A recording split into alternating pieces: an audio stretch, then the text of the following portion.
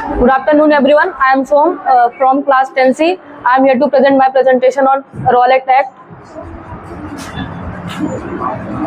कैसे होगा? तो रॉलेट एक्ट कब पास हुआ था? ये 1919 में ब्रिटिश गवर्नमेंट द्वारा पास हुआ था। रॉलेट एक्ट में था कि कोई भी the law was pass in March 1990 by the imperial legislative council. ये इम्पेरियल लेजिस्लेटिव काउंसिल के द्वारा पास किया गया था। To abolish the act, Gandhi and the other leader called for a hartal. ये एक्ट के खिलाफ गांधी और जो अदर लीडर थे उन्होंने एक हड़ताल भी किया था। एक उस समय का ओल्ड न्यूज़पेपर है जिसने इसे प्रिंट किया था। ये इसका एक्चुअल नेम जो था, ऑफिशियली नेम था anarchical and revolutionary crime act 1990। The act was passed in March 1990 by Imperial Legislative. This act authorized the British government to arrest anybody suspect of terrorist activities. ये act जो British government को power देता था कि वो अगर कोई भी इंसान टेररिस्ट एक्टिविटीज में इन्वॉल्व है तो उसे अरेस्ट कर लिया जाए।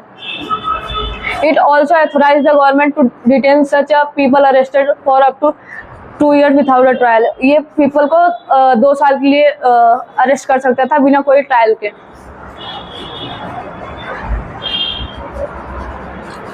ये प्रेस के रेस्ट्रिक्शन को भी अलाउ नहीं करता था। The act was as per recommendation of the Rowlatt Act Committee chair.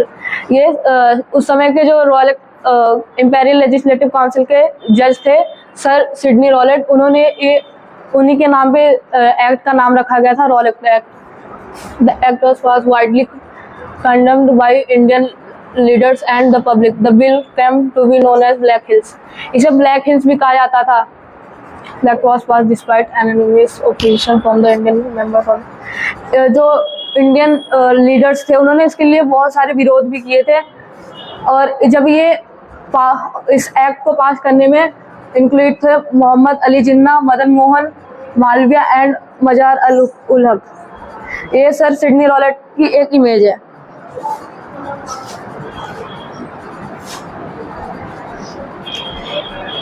इसके रिस्पॉन्स में गांधी जी ने एक हड़ताल अप्रैल में बुलाया था जिसे कहा गया रॉलेट सत्याग्रह।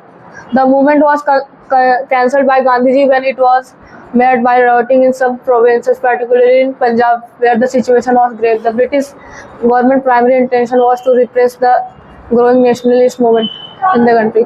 ब्रिटिश का इस एक्ट को पास करने का मेन मोटिव यही था कि जितने भी नेशनलिस्ट एक्टिविटीज हो रही है कंट्री में वो रुक जाएं।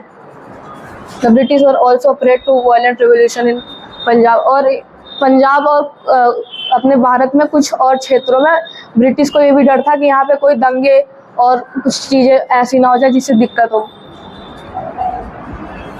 Two popular Congress leaders Satyapal and Saifuddin Kitchlew were arrested. The protest was very intense. दो कांग्रेस के लीडर सत्यपाल और सैफुद्दीन किचली अरेस्ट भी किए गए थे इसके लिए। तो conclusion, the Rowlatt act of 1990 allow the British to detain individual without a trial.